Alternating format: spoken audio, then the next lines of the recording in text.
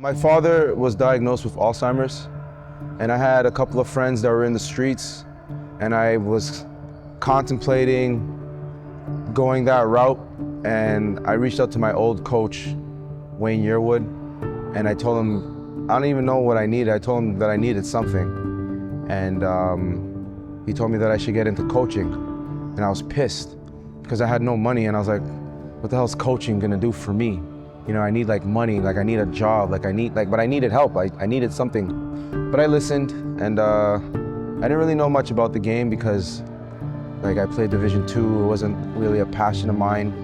And then when I started coaching, I was yelling a lot because I didn't know the game. And you know, you're trying to get people to do what you want them to do in the moment. And that's when I realized that the real coaching is done in practice. The preparation, the game plan, the strategy, strategizing, thinking about what you're gonna do, how you're gonna defend. And that's where I decided where I had to really take it serious in terms of coaching. Hi, my name is Sean Frederick. I'm an assistant coach for CD Academy. I've been coaching for almost 20 years, and I got my start with Dawson Community Blues. I've been playing basketball since I was 14. I went to Argyle Academy, and that's when I started to play. It wasn't really a passion of mine, to be honest, until I made it to Dawson and I got cut from the Division II team.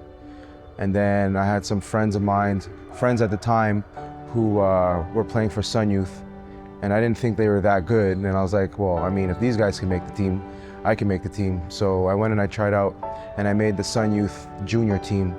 And that's where my basketball career started. My experience is really about effort. As hard as you try, as much energy as you put into anything is what you're gonna get out of it. You know, if you wanna have any type of game, any type of impact on the game, you have to do the work behind the scenes. You have to care enough about wanting to succeed that you will take the time to find the gym, take the time to buy a basketball, take the time to buy the cones, and go to the court, to the park, and make sure that you work on your game. You know, like work on your shot, work on your handles, you know. You also have to make friends. You have to be personable. You have to be able to have a friend come with you, rebound for you, even if they're not into basketball. You know, you have to be a people person to play the game of basketball and to be a business person.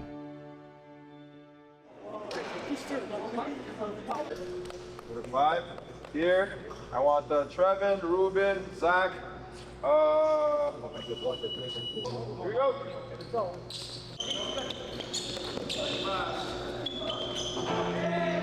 Underrated but never faded, to me, makes me think about the 3-year plan that I have here with CD Academy and at Nouvelle École Secondaire La Salle, where it's like, you have to start somewhere.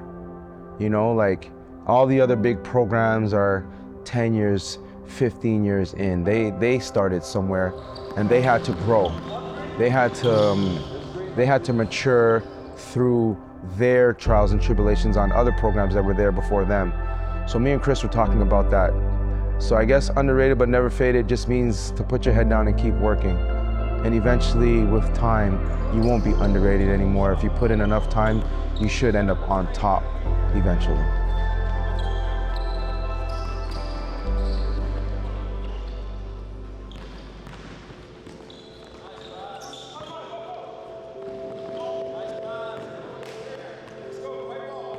If I were to describe myself as anything, it's a winner. I want to win.